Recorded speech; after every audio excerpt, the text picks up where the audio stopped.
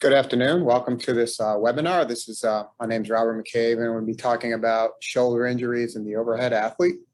We're going to talk a little bit about injury prevention, as well as performance and even rehabilitation for common shoulder injuries that we see in the overhead athlete. Specifically, we're going to focus more on baseball players, pitchers, but more specifically, baseball than any other sport. So we're gonna we'll start with a little bit of shoulder anatomy, and then we're going to talk about some specific shoulder injuries in baseball, and we'll go through what are the most common injuries that are seen.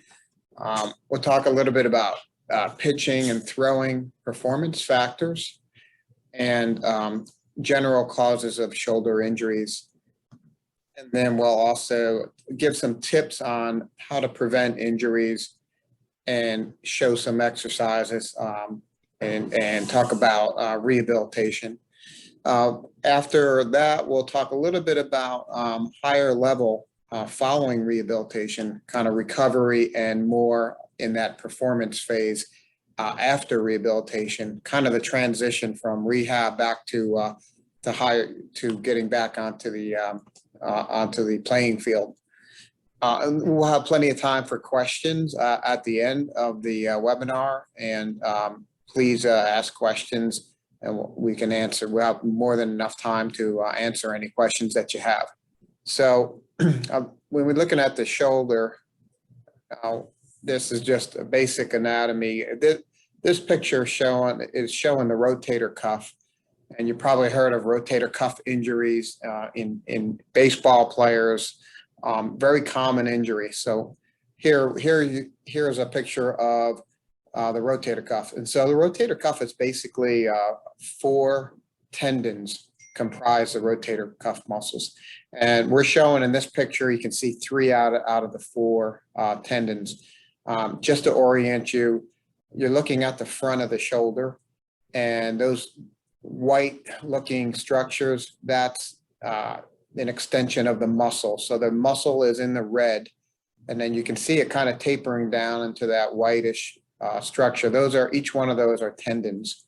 For the purposes of this talk, some of them are ligaments, but that's essentially where the tendons insert. There's also a tendon on the back of the shoulder that you can't see, which is like where the 4th tendon would come from. So this is where these injuries occur along these tendons, more so on those tendons in the front of the shoulder. We talk about like a tear. So this is where a rotator cuff tear would occur right at that. If you look at that second structure from the bottom, that's where that common tear is, and that would be the supraspinatus tendon. Also, there is a bursa. You may have heard of bursitis.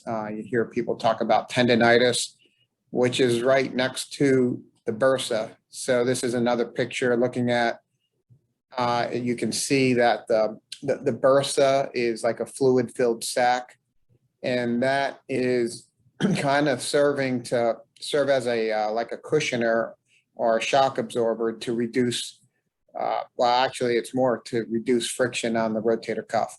So you can see the rotator cuff underneath the bursa, and that bursa is there to provide some lubrication so that tendon slides without any friction. Now, oftentimes you'll get this inflamed bursa, and that could be that's often occurs after there's some kind of problem with the rotator cuff. So somehow the inflamed tendon can kind of, cause a chain reaction and irritate the bursa. And often that's kind of the sequence. You have the inflamed or torn tendon, and then the bursa acts up. And so you both can have like a tendonitis as well as a bursitis. And one of the other common injuries besides rotator cuff tendon issues and bursitis is labral tears. So labral tears is I would say the most common is the most common shoulder injury in baseball players, particularly pitchers. Um, Common in other sports too: swimming, tennis, javelin, any overhead repetitive motion. So here's just a picture of where the labrum is. So if you strip away those muscles from the prior slide and go deeper into the shoulder, then you have this labrum or this cartilage. It's more of a cartilage tissue. So this is a labrum, and you can see that it goes like the shape of a pear, if you will, and it looks like it's I would say the analogy is if you think of a golf ball on top of a golf tee, that's about that's a good analogy. Looking at the shoulder, yeah, the shoulder is a ball and socket joint. So we stripped away the ball here. Now we're looking at the socket. Well, the ball is much greater than the socket, much bigger, about 3 times or so as large as the socket. So you ask, well, how can a big ball fit into the small socket like that? Well, the muscles help to stabilize and hold it against the socket. And then the labrum also serves like a rim, and it makes this socket deeper. So if you have an injury to the labrum, then you're going to have a loss of that stability of the shoulder oftentimes. And you can see that green structure there, that's the end of your biceps tendon. And that goes right into the labrum. So it kind of blends right into that labrum. And also want to talk about the scapula, what's the shoulder blade. And the shoulder blade area, the muscles around the shoulder blade, are sometimes called the core of the shoulder. So we often will have rotator cuff issues, but many problems can be as a result of weakness in the scapular muscles, what they call the core of the shoulder. So addressing that is, as we'll talk about later, is important during rehab. So just to recap, shoulder injuries in baseball. If you look at this picture, you can see how much range of motion or how flexible pitchers are, and that forearm is basically parallel with the ground, which is amazing. That's almost 100, what appears to be almost 180 degrees of rotation, and most of us have about 90 to 100. So baseball players, from throwing, they get more and more of this external rotation where the arm goes all the way back in many cases. So that can lead to some problems in the shoulder, as you can imagine. So one thing that it can lead to is these labral tears from this extreme motion. You can get a lot of stress on the capsule of the shoulder, as well as the labrum and even the rotator cuff. Now, from doing that over and over, if you can imagine throwing several hundred pitches, several times, if you count up practice and the games, we're talking thousands and thousands of cycles of extremely stressful motion to the shoulder. I think it's something on the order of the speed of the arm travels about 7,000 degrees a second or something like that. That's the equivalent of going around a circle about 10 times in a second. That's how fast that the arm is whipping forward. So you can imagine if you do that week in and week out, month after month, and even years, you're going to develop some problems. And they call these, a lot of these problems, they call micro instability, which is like a stretching out, if you will. The shoulder basically stretches out. The capsule of the shoulder stretches out. And now you got this sort of loose ball and socket. It's not, it's kind of, the ball is kind of moving around a little bit in the socket. So that's called micro instability. But again, you can have tendonitis or tears or bursitis. The biceps is another area that can incredible stress on the biceps. So you can have tendonitis of the bicep or even a tear of the bicep. And one other thing, one other condition that it's not as common as these other injuries, but it's still fairly common, are what they call lat tears. So your lat is a really large, powerful muscle. It's really right around that shoulder blade area to the inside of that, but it attaches up near your shoulder. That's why we're including it here as part of common shoulder injuries. Well, anyways, with the more powerful a pitcher is, they use their lats, and you'll see in the major leagues, anyways, the stronger, most powerful pitchers. In fact, all high-level pitchers, I should say, have very strong lat muscles, almost too strong. So when that lat muscle is contracting, it such amount of force, it can cause a tear in the muscle. It's almost like if you had a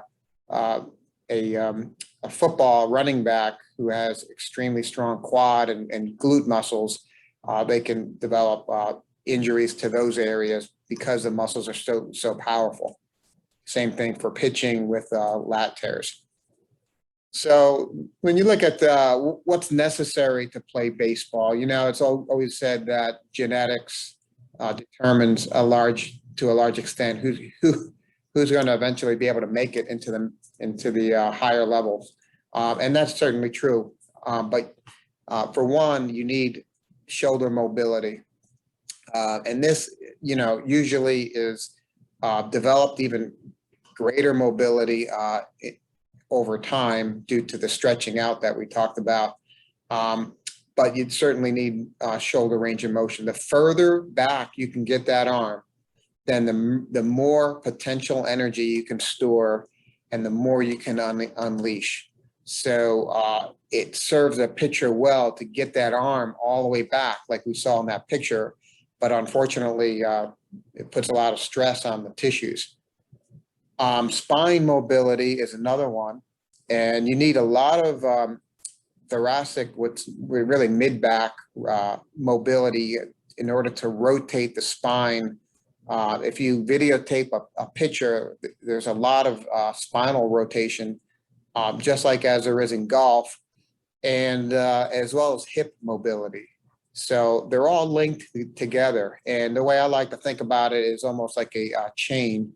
If you have a weakness in the chain, for example, if your hip is tight or if your mid-back is tight, then your shoulder has to, take on additional demand to kind of, pick up the slack, so to speak. So you certainly need strength as well. So shoulder stability and strength is necessary, particularly that rotator cuff strength. Latissimus muscle strength, which is more back strength, and we can call that spine stability. That's part of having a strong spine. And then also hip stability. You do need hip strength to push off the mound forcefully. A lot of forces transferred from the legs through the spine and then into the up to the shoulder. So that kind of ties into the causes of shoulder injuries. Number one, I would say number one cause of shoulder injuries is simply overuse. And with young kids, this is a real problem. You see a lot of kids, athletes, adolescent baseball players, they're playing in multiple leagues, overlapping leagues even. And so they're really putting a lot of stress on their shoulder with repetitive motions. So we're going to talk about this a little bit, but there's actually pitch counts that should be followed. These have been around for quite a few years now, and most coaches, I would say, are fairly compliant with that. I guess that kind of there's some variability there in terms of how many.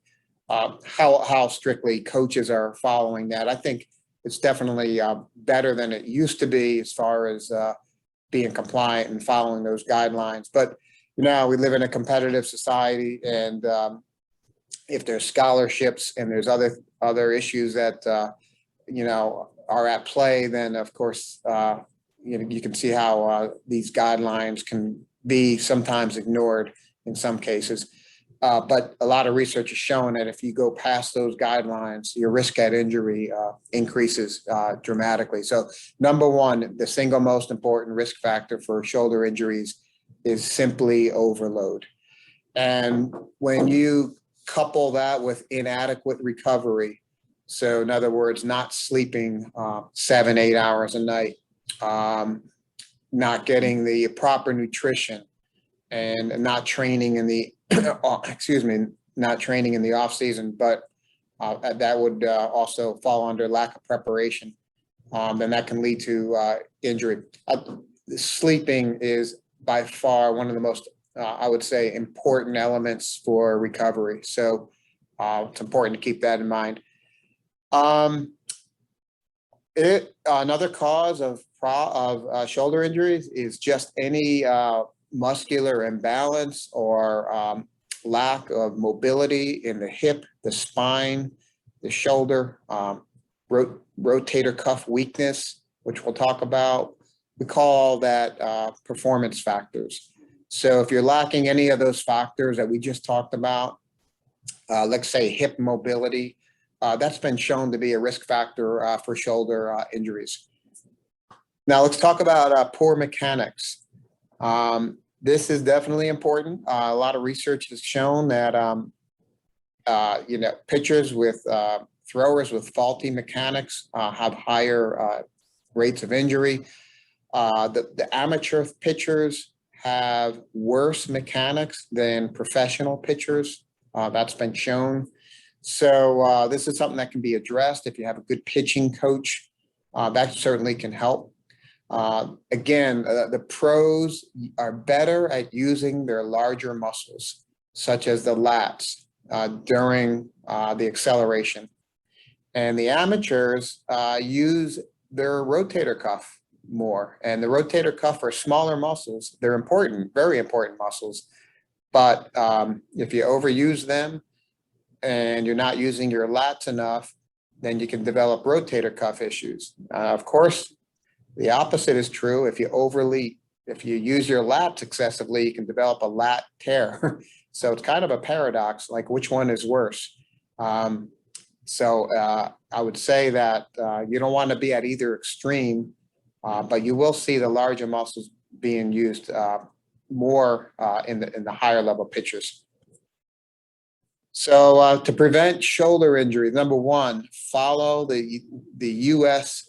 That's actually a typo. It's USMBA, United States Major Baseball Association guidelines.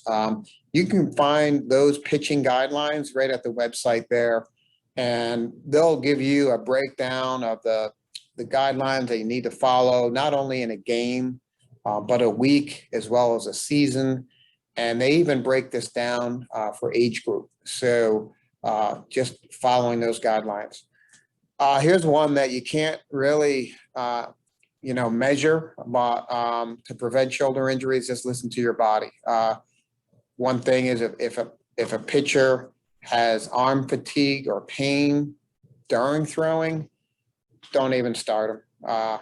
Again, easier said than done in the real life situation, but a pitcher should not be out there throwing with the arm fatigue or pain. And if they have fatigue or pain after a game, then you got to be careful as well, especially when going into the next game. So listening to the body, athletes are very in tune to their body. They can tell you when they're not feeling right. And that really goes a long way. It's something you can't measure. I shouldn't say you can't measure it. There's a lot of new technology out there now that can kind of measure recovery. It's beyond the scope of this talk, but there's some pretty neat advances that are coming out to measure at least general recovery. Address any issues that we talked about. So performance factors, hip mobility, spine mobility, rotator cuff. A physical therapist is a perfect person or clinician to address performance factors, as well as a strength and conditioning coach can be very useful for that as well. But when there's pain involved, then a physical therapist is more appropriate to see. But obviously, a good strength and conditioning coach, a pitching coach can round out that team also. Cleaning up the throwing mechanics is another important thing. So again, going back to that pitching coach, there is a couple of at-home quick self-assessment that you can kind of do. Better to have somebody look at you, but these serve some value as far as knowing whether you have some major problems in certain areas that are required for pitching, some of these performance factors. So I'm hoping the video will play. If not, then we'll just have to describe this. All right, we lucked out, it's playing. So what you're gonna do here is you can see, and I have this video on a loop, you're just gonna take one arm, bring it over the top. So let's say you're a right-handed pitcher, you're gonna bring the right arm over the top of the left arm behind the back. Ideally, you have somebody that can look at this from behind, tell you how far your fists are apart. But basically, they should come within about a fist width of each other. So that would be, I guess, for most people, about 5 inches or so. And it's always good to do a comparison side to side to see if there's a difference. But that's kind of a quick assessment on shoulder mobility. You've probably seen that enough times now, so move that on the next one. For spine mobility, a simple test that you can do is get down into this, what's called the quadruped or sitting on heels position. You're going to sit back on your heels. If you can't sit all the way back, what you can do is put a pillow between the your hips and place the pillow on your calf muscle. So you're you have the pillow between your back of your hip and your heels. Anyways, you're going to have your other hand on the floor, your forearm. Take one hand and put it behind your back, and you're going to rotate as far as you can, your head and your body. And this is something that you would do side to side. Notice if there's any extreme tightness or difference in side to side motion. And there are some that really have so much mobility restrictions that if you look at this, I'll play it one more time. This is about a normal amount of rotation that you would see. So that's about 45 degrees. 90 degrees would be the shoulder pointing, would be the trunk basically being like perpendicular to the floor. So you want to be in that 45 to 50 degree range if you can visualize that.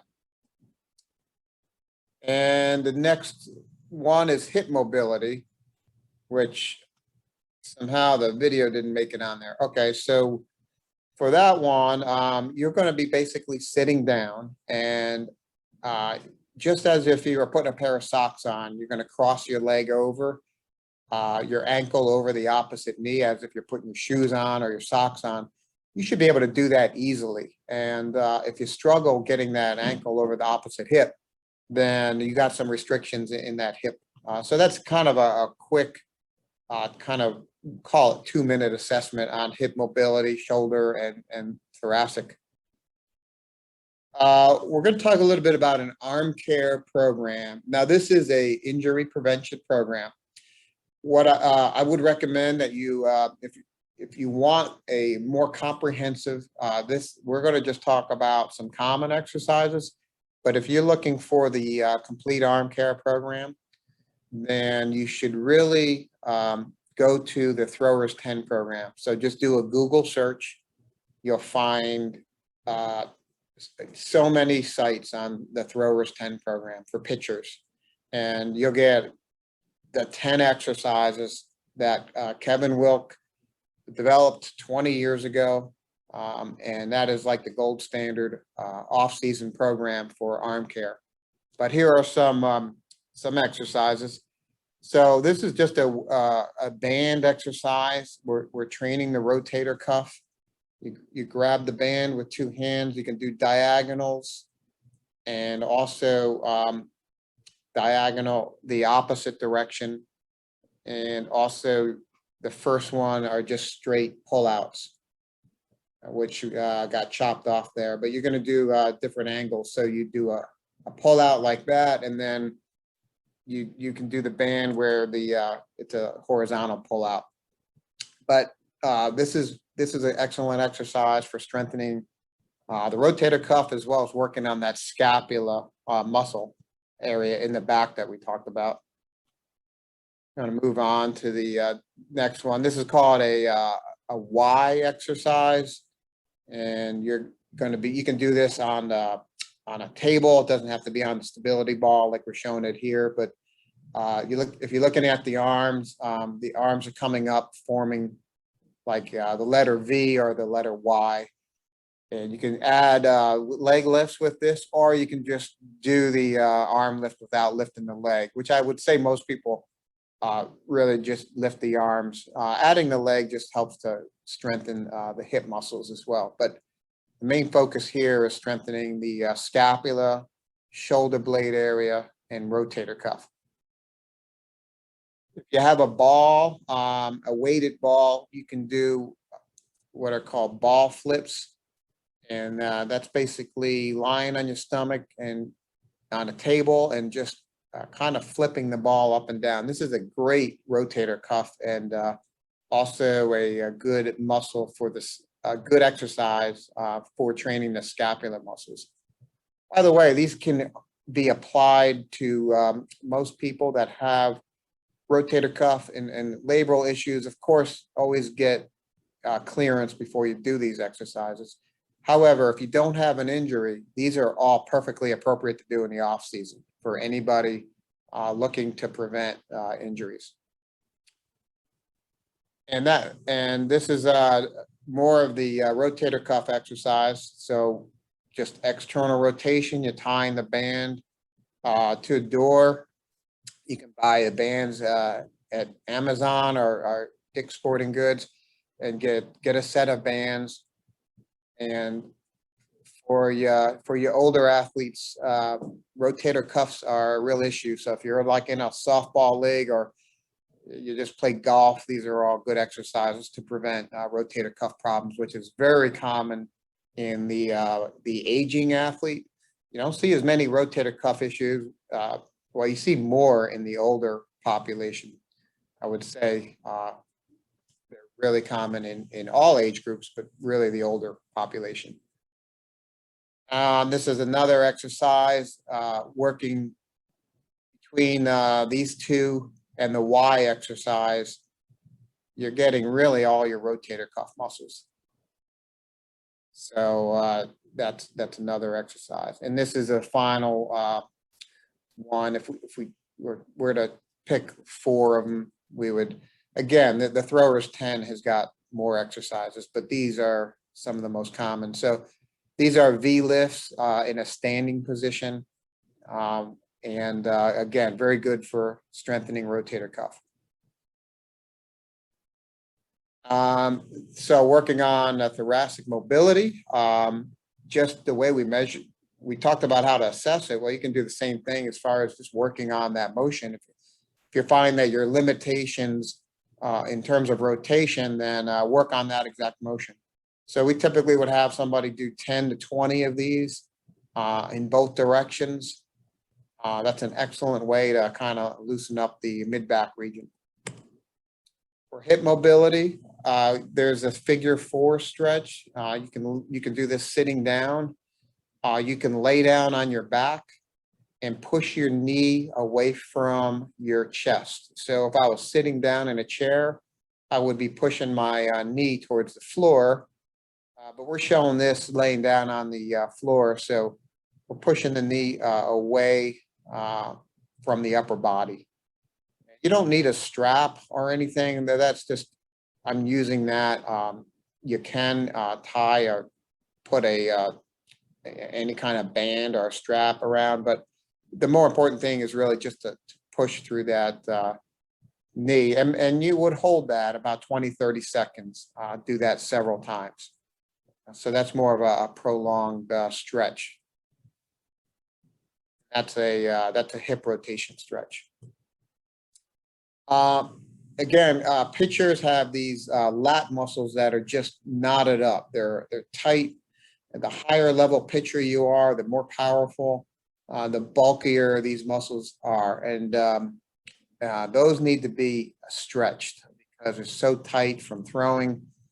So this is a lat stretch, and you can do this simply by getting into this position, bringing your elbows up on a bench or two chairs if you wanted to space them apart, or even one chair. And basically, you're leaning down, and you'll feel the stretch right in the back area, the side, more of the side part of the back. You'll feel a pretty good stretch with this.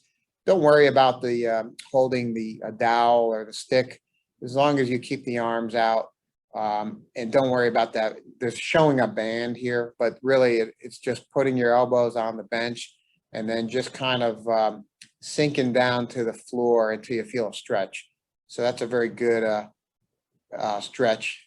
And these are all good. These are commonly used stretches prior to pitching in a game as well, that are used. We didn't talk a lot about rehab. I skipped over that, but if there's injuries, of course, a lot can be done for physical therapy in order to strengthen the rotator cuff muscles and get you back on track. So physical therapy is very successful with a lot of these injuries, especially if they're caught early on. Of course, sometimes they do need surgery, and but that's for a different talk. So I'm going to talk about, just kind of go through some of the common questions that come up, and then we'll have time to answer any questions that you have. One of the questions that does get asked sometimes is, how should I warm up? Is it really that important to warm up? And you probably guessed the answer to this. Yes, it's important to warm up to prevent injuries. But stretching prior to playing is not as important probably as the active warm-up. It's beyond the talk here, the scope here, but you certainly want to warm up the tissue. The difference between a warm-up and stretching is, a warm-up is doing things like arm circles, or if you doing a repetitive motion over and over, like those band pullouts that we showed, doing that 50 times. That's going to warm up the tissue, increase circulation, and that's the kind of active warm-up you want. Stretching, on the other hand, is like a holding the arm in a position, and those are actually more important to do that after a game. And some research has shown that if you stretch actually before a game, you can decrease your power production. So maybe your fastball is not as fast. It may be, to use another analogy, like if you stretch your quad and your hamstring muscles, you might not be able to jump as high if you, and that's been shown through some research. So we don't want to overdo the stretching, but you do want to do a warm up, and there are a lot of other movement preparation drills which don't have time to go into. But as far as static stretching goes, really that's not a big priority, believe it or not, prior to playing in a game, whether it's football, baseball, or any high level activity. So that kind of answers the next question. Should I stretch before and after a game? I would say overall more important to stretch after and do these specific baseball movement warm-up drills, muscle activation drills before, which again, we're not going to have time to go into all of that. What can happen if I continue to pitch and throw with shoulder pain? Well, it's depends on the injury. If it's a tendonitis and you continue to irritate it, it could turn into a little bit more of a severe tendonitis. You at some point start to develop a tear in the tendon if you continue to push it really hard. So you don't want to get to the point where you're starting to develop a serious rotator cuff tear. So, and the same with any tissue. If it's a labral injury, then chances are it's going to get a little worse if you try to pitch through it. So the body's pretty good at giving us pain signals to stop us from pushing it. So I think that's important to take a rest with the injury and do rehab if necessary, and then also proper recovery and gradual return to throwing again. Should I use ice or heat after I have shoulder pain and or if after a game or practice? So in general, if you have shoulder pain that developed, I would go to the ice versus the heat because in the early stage after an injury, it's more likely you have some inflammation, and then ice is a good anti-inflammatory. So my advice would be go with ice.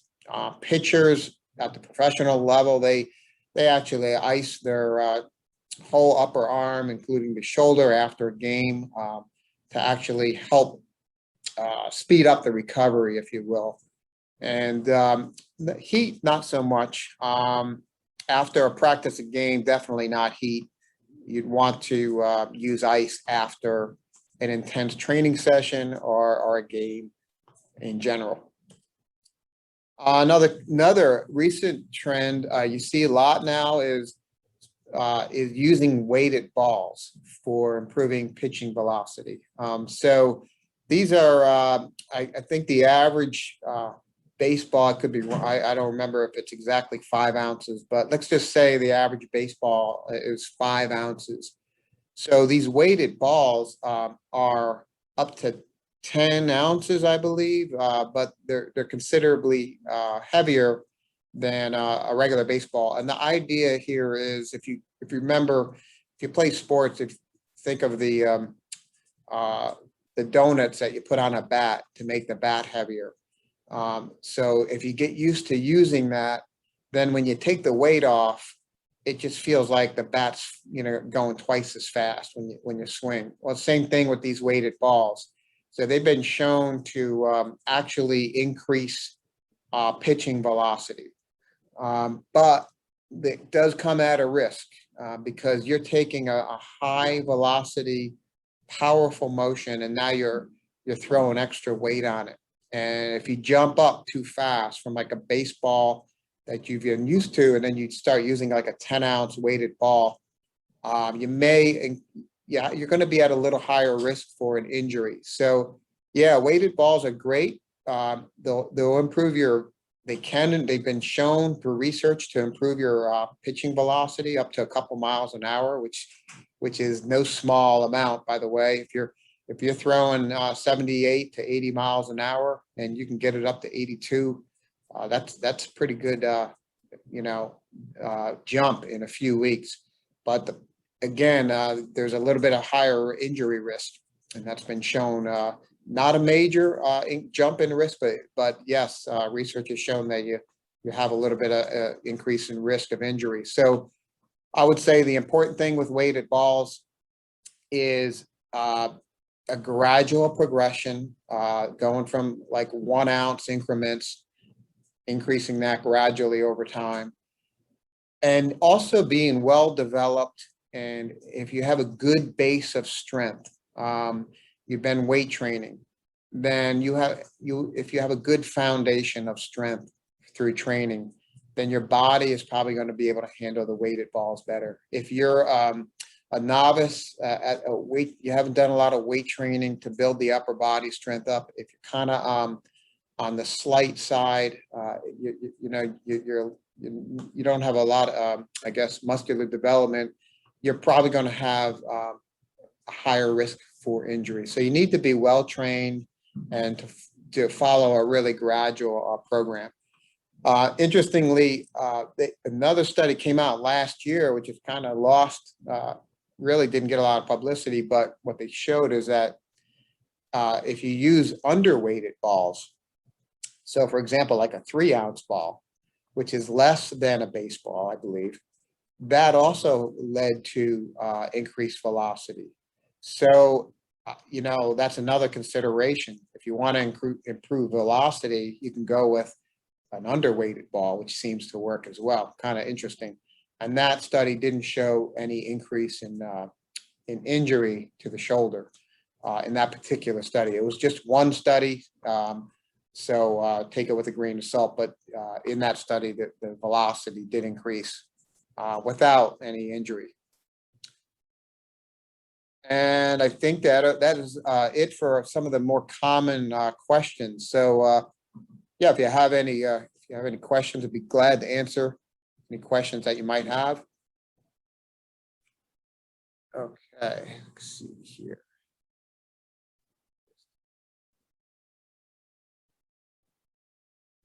Pull that down. I do see one, but I can't read the whole. Can you see the actual questions, the Q&A first? Let me try to pull that down. I don't see it here. All right. Oh, here we go. Yeah, I see it. Okay, so we just had one question come in. My son is hearing a clicking sound when he moves his shoulder. Is that normal? And then, is it okay for my son to pitch 5 innings and then go straight to first base if he's having pain? There's a bunch of questions. Okay, I'll take the first one first. So my son is feeling or hearing clicking sound when he moves his shoulder. Is that normal? Pain or clicking without, clicking without pain is really not something to be really overly concerned with. There are a lot of, we see patients all the time, athletes and non-athletes that have clicking in their shoulder, and it really doesn't mean a lot by itself. But when if you do get a pain with it, or any kind of feeling like looseness in the joint or something like that, that's a whole different story. So that would be not normal. But as a general rule, clicking by itself, don't look too much into it. I get asked that question a lot. Next question, is it okay for my son to pitch 5 innings and then go straight to first base? Let me digest that question a little bit here. I'm trying to understand what you mean by that. Pitch 5 innings and then go straight to first base. Oh, I see what you're saying. So changing positions. I would say that, if you're within those pitching guidelines and you're playing first base, I mean, and if you've gone up to the limit of the pitching guidelines, and then you immediately at that time go to first base, that's fine. When these pitch counts are really designated to be for specifically that, so pitch counts are not throw counts. They're pitch counts. So in general, yeah, it would be okay to go to first base as long as there's no pain while throwing. But I guess I didn't read the rest of the question. If he's having pain. All right, so that in that case, then at that point we wouldn't advise him going to first base, because if he's having shoulder pain, and he throws, even though it might only be a few times, you can make it worse. So that's the textbook definition, our answer on that. Now, if you have a really good pitcher in the game and the other team's not hitting, you might want to reconsider that. So that's as a coach, how do I tell the difference between pain and soreness in my athletes? That's a great question, and I probably it's hard to tell sometimes. Everybody interprets pain differently. Soreness is normal. Pain is not. And yeah, it can become a gray area. I would say that try to compare it to what's normal for that person. So after a while, you understand what soreness is, and then An athlete will tell you that this is different than regular soreness. Yeah, there's going to be soreness after pitching. But if that soreness is different or if it's more intense, and also if it doesn't go away in the normal time frame, that's when the radar should go up. So if it's sticking around and it's not subsiding like it usually did, then that's time to get concerned. Should my daughter put ice on her shoulder when she comes off the field from practice or a game? I would say yes, as a prevention measure. And I know that there'll be a lot of, if you were to throw this question out, you get some disagreement on that. But again, at the professional level, where there's a lot of science behind what they do, these guys are, and college female softball players at the higher levels, they're icing their elbows, their shoulders after a game. The whole idea is to prevent inflammation, accelerate recovery. And you can get on and get, there's a new movement against ice lately by some, I'm not going to get into that. That could be an hour-long discussion on that. But in general, the traditional practice is still to use ice, and ice is still used at some of the higher levels, and most of them, if not all of them. So I would say use ice. Does Ortho SC have a conditioning program for athletes? We come from an area that does this during the summer to help condition the athletes. Or should I talk to Dr. Evans or Chambers about getting that going? If it does not exist yet, we are pretty new here. I would suggest that you do talk to Dr. Evans, Dr. Chambers on that, and talk about whether you're ready for that kind of conditioning program. If you don't have any issues, most likely you are, but it's always good to get the doctors on board with that if you can. And that's how I would go about that. Let's see, any other? I'm going to read off 3 more questions. Yeah, sure. Are there any good stretches for hip flexors? Yeah, there's hip flexors are common area to get knotted up in pitchers. They're leaning forward all the time and the hip flexors get really tight. So there is something called the hurdle stretch. If you look it up online, the hurdle hip flexor stretch, you'll see a lot of variations. You're going to have to try them. But basically, it's getting in a hurdle position on the floor, one leg in front, one back, and then you'll see if you look at you go on YouTube, you'll find a lot of different versions. The most important thing, though, is that you feel the stretch in the front of your hip flexor. So that's high up on the thigh. You'll feel it in your thigh as well, but you also want to feel it up in your hip flexor, the front of your hip area. And try to really stretch that out for a good 30 to 60 seconds several times. Hip flexors are another problem that can affect, the mechanics and can lead up the chain, and might even cause a shoulder issue if you don't address it. So here's another question, Bob, and I believe you may have already answered this, but this person may not have been on at that time. Do you also think that stretching after a throwing session is helpful? Yeah, that gets back to stretching. Not to dive too deep into the research and get too nerdy here, but there's a study that done by Mike Reinold. He's a well-known physical therapist, treats a lot of professional baseball players up in the Boston area. Him and they've done some research, and what they found is that these pitchers, after they pitch, their muscles are knotted up, literally. Their rotator cuff, the scapular muscles are all tight and contracted. So the theory is, like, if you allow that to go on and don't stretch it when they're tight, your fascia, your muscles, everything kind of gets contracted. Over time, it gets tighter and tighter. Same thing with CrossFit athletes, marathon runners, anybody that really does a lot of high volume training, they develop tightness. That's the time to stretch it afterwards. Before, not so important. Before, it's more, you would call it movement prep drills. And again, there's a whole, hour that could be spent on that. But basically, those are more warm-up exercises, preparation, agility for the upper body, those kind of, and they even a gradual throwing, you toss from 30 feet. So it's more of an active warm-up. The problem with stretching before a game is that it might decrease your performance. So it's not as important or as advised before a game. So believe it or not, and that's kind of like a lot of people come in thinking they should stretch before they do a run or before they play in a game. It's not really stretching. It's more of an active warm up called movement prep drills, but not specifically stretching. Last question, Bob.